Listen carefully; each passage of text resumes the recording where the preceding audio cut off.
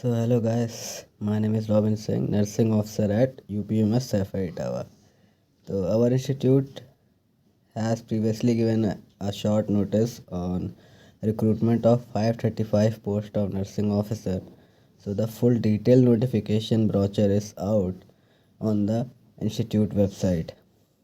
So in this video I will give you a detailed description about what the notification brochure is and what are all the area that you have to focus for this for their selection at the post of nursing officer at UPMS Sapphire Tower. So first firstly we will discuss what are all the points that are covered in the notification brochure. The first point, the eligibility criteria. The eligibility criteria is same like the essential qualification is BSc honors, BSc nursing or BSc post nursing from an recognized institute.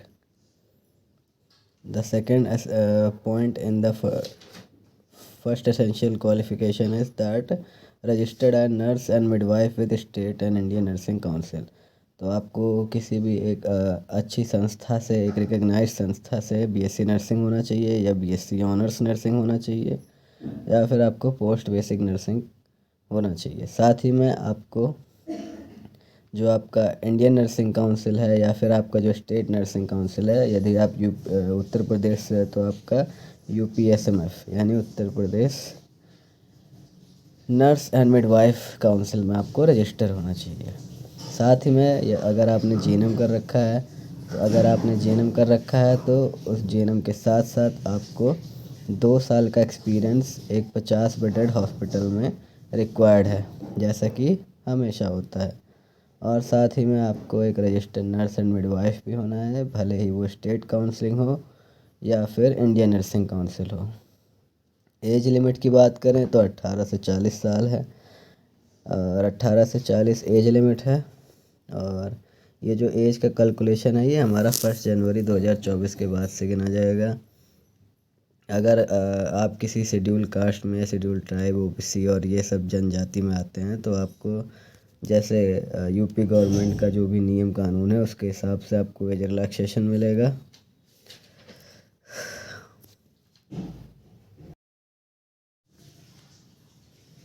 अगर हम लोग number of vacancies की बात करें तो जैसा कि short notice में बताया था मुझे कि 535 पोस्ट पर ये वैकेंसी आएगी. तो जिसमें से 500 जो है वो फ्रेश यानी न्यू वैकेंसी और प्लस 35 इनकी बैकलॉग यानी जो पिछली वैकेंसी में सीट वेकेंट रह गई थी उसको ऐड किया इन्होंने यहाँ पे. तो टोटल कितनी पोस्ट हो गई हैं? 535, जिसमें से हर कैटेगरी में कितनी कितनी पोस्ट है ये भी इन्होंने बताया. जैसे UR की बात करें तो UR के लिए इन्होंने 200 पोस्ट रखी हैं. EWS की बात करें तो इन्होंने 50 पोस्ट रखी हैं. OBC की बात करें तो 165 टोटल पोस्ट है, जिसमें से 135 जो है वो न्यू पोस्ट है, वहीं 30 जो है वो बैकलॉग की पोस्टें हैं.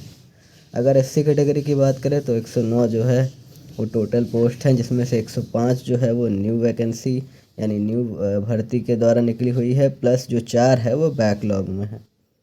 ST की बात करें तो टोटल 11 है, 10 न्यू में और 1 जो है इनकी बैकलॉग. साथ ही में इनका जो हॉरिजॉन्टल रिजर्वेशन है वो भी इन्होंने बता रखा है.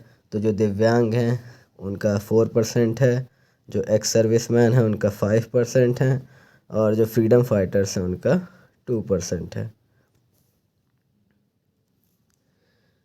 एप्लीकेशन फ़ीस की बात करें यानी आपको कितने रुपए देने रहेंगे फॉर्म भरने के लिए, तो जैसा कि इनका हाई फाई रेट है वैसे इस बार भी है. UR की बात करें यानी अनरिजर्व कैटेगरी की तो सेम 2360 रुपये आपको जमा करना पड़ेगा. OBC EWS है तब भी आपका सेम रहेगा 2360. यदि आप SC और ST कैटेगरी से बिलोंग करते हैं तो आपको 1416 रुपये इस फॉर्म को अप्लाई करने का देना पड़ेगा. ये पेपर जो है ऑनलाइन होगा, कंप्यूटर बेस्ड टेस्ट होगा. KGMU की तरह ये पेपर वाला नहीं होगा. जैसे पिछली बार हमारा UPMS का हुआ था, सेम यहाँ पे जो CBT मोड हमको देखने मिलेगा यानी कंप्यूटर बेस्ड टेस्ट होगा. किस तरीके से एप्लीकेशन फॉर्म को फिल करना है, तो कैंडिडेट का रजिस्ट्रेशन, उसके बाद फिलिंग अप जो भी डिटेल्स में रिक्वायर्ड है फॉर्म में. साथ ही में आपको जो भी डॉक्यूमेंट, सिग्नेचर या स्कैन फ़ोटो है वो अपलोड करनी पड़ेगी. फिर पेमेंट करनी पड़ेगी फ़ीस, और उसके बाद फिर आपको लास्ट में सबमिट कर देना है। और सबमिट करने के बाद जो आपका सबमिटेड फॉर्म है उसका प्रिंट निकाल लेना है। तो जो भी कोई इंटरेस्टेड कैंडिडेट्स है इस तगड़ी फीस के साथ इस फॉर्म को जमा करने के लिए, जो कि 2360 रुपये है UR EWS और OBC, साथ ही में SC ST कैटेगरी के लिए 1416 है। तो आप लोग तैयार हो जाइए, अपने आप को रजिस्टर कर दीजिए, क्योंकि ये फॉर्म जो है वो 23 तारीख फरवरी महीने 2024 से चालू हो चुका है और ये ख़त्म होगा 14 मार्च 2024। यानी आपके पास ज़्यादा समय नहीं है। इन्होंने टोटल जो है हमें लगता है 23 और 20 दिन का समय दिया हुआ आपको। तो 20 दिन के अंदर आपको फॉर्म सबमिट कर देना है और UPMS की एग्ज़ाम की तैयारी में जुट जाना है। यदि हम बात करें एज रिलैक्सेशन की, तो जो भी अनुसूचित जाति हैं जैसे ST हो, SC हो, OBC हो या PWBD हो, तो आप लोग के लिए जो भी एज रिलैक्सेशन है वो आपका, जैसे कि यूपी गवर्नमेंट ने डिसाइड कर रखा है, जो भी हो 5 साल 10 साल, वो आपको मिलेगा यदि आप उस पर्टिकुलर कैटेगरी से अगर फॉर्म को अप्लाई करते हैं। अगर आप अनरिजर्व कैटेगरी से अप्लाई कर देते हैं तो आपके लिए एज रिलैक्सेशन नहीं रहेगा। साथ ही में जो आपका कास्ट सर्टिफिकेट रहेगा वो नया होना चाहिए, 1 सितंबर 2023 के बाद का होना चाहिए। ये सारी कैटेगरीज़ के लिए है, ये OBC के लिए नहीं, सबके लिए है। साथ ही में जो भी आप सर्टिफिकेट, चाहे वो OBC कैटेगरी का हो, EWS का हो, SC का हो, ST का हो या PWBD का हो, जो भी वो फॉर्म में लगाते हैं कास्ट सर्टिफिकेट, वही उनको at the time of document verification दिखाना है। यदि वो ऐसा करने में असंभव होते हैं तो उनका जो भी रिस्पॉन्स है, जो भी कैंडिडेचर है, उसको वो कैंसिल कर सकते हैं किसी भी समय उनकी मर्ज़ी के हिसाब से। तो सारी कैटेगरीज़ वाले, जो भी अनरिज़र्व कैटेगरीज़ वाले हैं, नहीं, जो भी रिज़र्व कैटेगरीज़ वाले हैं, वो अपना कास्ट सर्टिफिकेट 1 सितंबर 2023 के बाद का ही रखें। उसके पहले का कास्ट सर्टिफिकेट ये एक्सेप्ट नहीं कर रहे हैं। अब बात कर लेते हैं फॉर्म को भरने के लिए क्या क्या डॉक्यूमेंट्स लगेंगे। तो सबसे पहले latest scan passport size colour photograph of the candidate, यानी आपको स्कैन की हुई आपकी पासपोर्ट साइज़ की फ़ोटो चाहिए। Scan signature of the candidate, आपके साइन होने चाहिए स्कैन किए हुए। Certificate showing date of birth, जो कि जी ज़्यादा तौर पे हाई स्कूल मार्कशीट होती है। साथ ही में कास्ट सर्टिफिकेट, यदि आप किसी भी रिज़र्व कैटेगरी से हैं जैसे कि SC ST OBC या EWS। डिसेबिलिटी सर्टिफिकेट, अगर आप PWBD या RCG से अप्लाई करते हैं तो आपको डिसेबिलिटी सर्टिफिकेट चाहिए होगा। यदि आप फ्रीडम फाइटर हैं तो उसका, एक्स सर्विसमैन है तो उसका। इंडियन नर्सिंग काउंसिल या स्टेट नर्सिंग काउंसिल का रजिस्ट्रेशन सर्टिफिकेट होना चाहिए। एक्सपीरियंस सर्टिफिकेट होना चाहिए। ये एक्सपीरियंस सर्टिफिकेट ज़्यादातर ज़रूरी है GNM वालों बच्चों के लिए, BSc वालों को इसकी कोई ज़रूरत नहीं है। और अगर कोई और सर्टिफिकेट की ज़रूरत पड़ सकती है तो वो भी, यहाँ पे डोमिसाइल मेंशन नहीं है पर आपको डोमिसाइल भी चाहिए होगा। और यदि आप किसी भी स्टेट या सेंट्रल गवर्नमेंट इंस्टीट्यूट या किसी भी यूनिवर्सिटी में ऑलरेडी वर्किंग है तो आपको वहाँ से एक NOC चाहिए होगा। उस NOC को आपको फॉर्म में अप्लाई करते समय अटैच करना है। साथ ही में वही सेम आपको जो NOC है, नो ऑब्जेक्शन सर्टिफिकेट, वो आपको DV के टाइम पे इनको दिखाना रहेगा। अब बात कर लेते हैं किस तरीके का पैटर्न या स्कीम रहेगी इस कंप्यूटर बेस्ड टेस्ट के लिए। तो UPMS के 2 एग्ज़ाम हम ऑलरेडी दे रखे हैं, तो वही सेम चीज़ यहाँ पे भी है। इन्होंने जो है ड्यूरेशन पिछली बार की तरह 3 घंटे का रखा है, यानी 180 मिनट। 180 मिनट में आपको 200 MCQ मिलेंगे और वो 200 MCQ 600 मार्क्स के होंगे। ठीक है, हर MCQ के 4 ऑप्शन रहेंगे जैसा कि हमेशा होता है।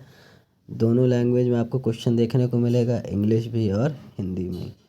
तो 200 में से जो 170 MCQ रहेंगे वो आपके नर्सिंग सब्जेक्ट्स के रहेंगे, वहीं जो 30 MCQ रहेंगे वो आपके general English, general knowledge and current affairs. ये इन्होंने इस बार बदला है। पिछली बार क्या था कि 160 जो थे वो हमारे नर्सिंग के थे, बाकी 10-10 करके वही मैथ, रीजनिंग, जीके और इंग्लिश थी। इस बार इन्होंने सिर्फ 30 क्वेश्चन रखे नॉन टेक्निकल में, जिसमें से भी सिर्फ 10 इंग्लिश के, 10 जीके के और करंट अफेयर के, साथ ही में रीजनिंग और मैथमेटिक के। इस हिसाब से रहेगा। तो टोटल हो गया 170 + 30 200 एमसीक्यू। हर एक क्वेश्चन जो है वो 3 मार्क्स का। ठीक है, नेगेटिव मार्किंग कोई नहीं रहेगी। तो 200 में से 200 करके आइएगा। बढ़िया से सिलेक्शन लेने के लिए पूरे 200 क्वेश्चन कर दीजिएगा। कोई ताका ताकी नहीं, तुक्का उक्का जो भी मारना हो सब मान लीजिएगा। अगर हम लोग मिनिमम क्वालिफाइंग मार्क्स की बात करें तो ये भी इन्होंने कम कर रखा है। इससे पिछली बार 50% था जनरल ईडब्ल्यूएस ओबीसी के लिए, इस बार खाली 40% है। और यदि हम एससी और एसटी की बात करें तो वो इस बार 35% है। टाई केसेस का रिजर्वेशन कैसे करते हैं तो आपको जानने की ज़रूरत नहीं है। बस अपने क्या कहते हैं पढ़ाई पे ध्यान दीजिए और एग्ज़ाम पे ध्यान दीजिए। टाई वाई जो है वो होता रहेगा। ज़्यादातर डेट ऑफ बर्थ वगैरह या आपका नेम का जो अल्फ़ाबेट है उस हिसाब से ये लोग टाई कैसे सॉल्व करते हैं, उस सबसे कोई मतलब नहीं है। सिलेबस की बात करें तो उन्होंने सिलेबस बता रखा भैया कि कितने कितने क्वेश्चन और कितने कितने मार्क्स के आएंगे। तो अगर अब आखिर में हमें पता है कि आप सारे लोग यही बोलोगे कि आप वहाँ पे ऑलरेडी सिलेक्टेड हो, तो हमें गाइड करो किस तरीके के क्या पेपर होता है, कैसे क्या होता है, कैसे सिलेक्शन लेना है। तो साफ सिंपल सी बात, ऑनेस्टली अगर हम बताएं तो हमने कोई तैयारी नहीं की थी, कुछ खास पढ़ाई लिखाई नहीं की थी। लेकिन हाँ, जो भी बेसिक चीज़ें होती हैं वो सारी जब हम टीचिंग कर रहे थे, अपने बच्चों को पढ़ा रहे थे, तो उसमें एक तरीके से रिकॉल हो गई। साथ ही में जब भी कॉलेज में थे जो भी पढ़ाई होती थी उसको हमने अच्छे से पढ़ा। थोड़ी बहुत हमने टेलीग्राम पे क्विज़ेस खेली और 2-3 यूट्यूब की वीडियोस देखे बस। अगर हम ये बताएं कि आप लोग किस तरीके से तैयारी करें तो देखिए, सबसे पहले तो कंप्यूटर पे बैठने की आदत डाल लीजिए, क्योंकि इसमें 3 घंटे लगातार आपको कंप्यूटर के सामने बैठना है। और 3 घंटे में से कसम से बता रहे हैं 1.5 घंटे ही फोकस हो पाता है, 1.5 घंटे आपका फोकस नहीं हो पाएगा। तो लास्ट के बचे हुए जो भी 100 क्वेश्चन है उसमें आप किसी भी तरीके की गलती ना करो, इसलिए आपका फोकस रहना बहुत ज़रूरी है, जो कि हमारा नहीं हो पाया था। ठीक है, अगर हम लोग मार्क्स की बात करें तो देखिए नेगेटिव मार्किंग नहीं है। आप अपना टारगेट लेके चलिए कि 350 से ऊपर नंबर आपको किसी भी कीमत पे लाना है। अगर हम ओबीसी और ईडब्ल्यूएस की बात करते हैं और वहीं अगर हम जनरल वालों की बात करें तो आपको 400 से ऊपर लाना है, वरना आपका सिलेक्शन नहीं हो पाएगा। एससी एसटी की बात करें तो 300 के ऊपर नंबर आपको लाने ही लाने हैं। ठीक है, एक क्वेश्चन 3 नंबर का है, अच्छे से ध्यान लगा के करिएगा।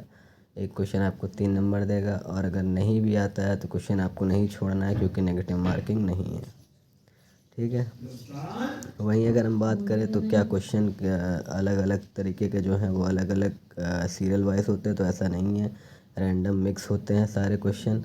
प्लस इतना मान के चलिए कि जो लास्ट के 195 से 200 क्वेश्चन हैं वो आपके जैसे आपका रीड द पैसेज वाला होता है वैसे सेम आपका रहेगा।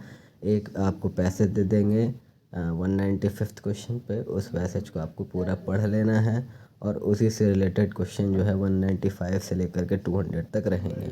तो आपको सिर्फ पढ़ के जो है 5 क्वेश्चन आपके हो जाने हैं।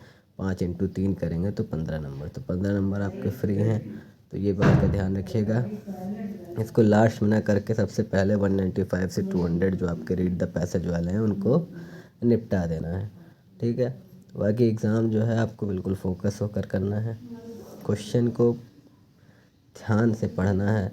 उसमें लास्ट में अगर एक एक्सपेक्ट लग गया, ठीक है, और उसके चक्कर में आपका क्वेश्चन गलत हो गया तो बहुत दुख होगा। ठीक, तो इन सारी बातों का ध्यान रखिए, अच्छे से एग्ज़ाम दीजिए। बहुत ही अच्छी अपॉर्चुनिटी है। अगर आपको पैसे कमाने हैं और ज़्यादा वर्कलोड नहीं चाहिए तो यूपी में बहुत अच्छा है। हालांकि मैं खुद यहाँ से छोड़ के लखनऊ जाऊँगा, क्योंकि केजीएमयू में सिलेक्शन हो गया है और लखनऊ हमारा होम टाउन है, वरना यहाँ पे काफ़ी सुकून है, वर्कलोड काफ़ी कम है और आपको अच्छा खासा पैसा मिलता है, जो कि एक नर्सिंग ऑफिसर की सैलरी होती है। ठीक है, 80,000 महीने का आप आराम से छाप सकते हैं। बाकी पैटर्न की बात करें तो देखो, जो हमारा यूपीएमएस एफआई है वो थोड़ा सा डिफ़िकल्ट क्वेश्चन पेपर बनाने की कोशिश करता है, जैसे कि हमारे नॉर्सेट वाले होते हैं। ठीक है, बस कोशिश करता है, और मतलब होते भी हैं थोड़े बहुत डिफ़िकल्ट। प्लस जो है इनका ये सीन रहता है कि ये लोग अलग अलग नहीं देते हैं, टेक्निकल नॉन टेक्निकल मिक्स रहता है, तो उसमें आप फंस सकते हो कि आप एक जोन में हो कि हाँ भैया नर्सिंग ही नर्सिंग सॉल्व कर रहे हैं, और नर्सिंग की जगह अचानक से इन्होंने दूसरे नॉन टेक्निकल वाले क्वेश्चन डाल दिए और आप फंस गए। तो इस बात के लिए आपको पूरा ध्यान देना है। 3 घंटे आपको कंप्यूटर स्क्रीन पर बिताना है, तो उसकी भी आदत डाल लीजिएगा। फुली तरीके से एकदम फोकस रहना है। नेगेटिव मार्किंग है नहीं, तो हर एक क्वेश्चन आपको करके आना है। ठीक, बाकी इनके जो एग्ज़ाम होते हैं उसमें ये लोग ज़्यादा फोकस करते हैं। आपका एक देखिए साइकेट्रिक सब्जेक्ट हो गया, रिसर्च हो गया, मैनेजमेंट हो गया, सोशियोलॉजी हो गई, साइकोलॉजी हो गई। ठीक है, बाकी एमएसएन तो रहता ही रहता है, और जो भी क्लिनिकल बेस्ड क्वेश्चन होते हैं वो। ठीक है, तो ये कुछ एक सब्जेक्ट्स हैं या कुछ एक हमारे सब्जेक्ट है जो आप नोट करके रख लीजिए। फिर से बता देते हैं, साइकेट्रिक, सोशियोलॉजी, एमएसएन में, और हो गया हमारा फंडामेंटल तो कोर है ही है। उसके अलावा रिसर्च, मैनेजमेंट एंड स्टैटिस्टिक्स, ये कुछ एक कोर सब्जेक्ट है जो कोई और एग्ज़ाम पूछे ना पूछे यूपीएमएसएफआई ज़रूर पूछेगा। तो ये सारे नोट डाउन करके इस पर थोड़ा ज़्यादा फोकस रखिएगा। बाकी पैटर्न हमने बता ही दिया किस तरीके से आना है। 200 क्वेश्चन रहेंगे। ठीक है, 200 क्वेश्चन में से 170 इन्होंने बताया नर्सिंग के देंगे, बाकी 30 जो है वो नॉन टेक्निकल रहेंगे। अलग अलग नहीं रहेंगे, रैंडम रहेंगे। पिछली बार तो ऐसा ही हुआ था, इस बार का पता नहीं। तो आप एक ज़ोन में हो तो आपका ज़ोन जो है वो थोड़ा डिस्टर्ब हो सकता है, इस बात का ध्यान रखना है। ठीक, फिर बाकी 195 से 200 तक हमने बता दिया। रीड द पैसेज वाला रहेगा, तो सबसे पहले वही निपटा देना। तो 5 क्वेश्चन जो हैं हमारे 3-3 नंबर के, 15 नंबर आपके आराम से बन जाएंगे। उसको बाद में मत करने जाना, क्योंकि पहले जो एग्ज़ाम हुआ था उसमें हम बाद ही में उसको करने गए थे और टाइम की थोड़ी आपूर्ति रह गई थी। तो सबसे पहले उसको आप निपटा दीजिएगा। बाकी अच्छे से एग्ज़ाम करिए। Best of luck guys. हो सकता है हमारे यूपीएमएस छोड़ के जाने से पहले आप लोग की ज्वाइनिंग हो जाए। तो मिलते हैं यूपीएमएस एफआई में। और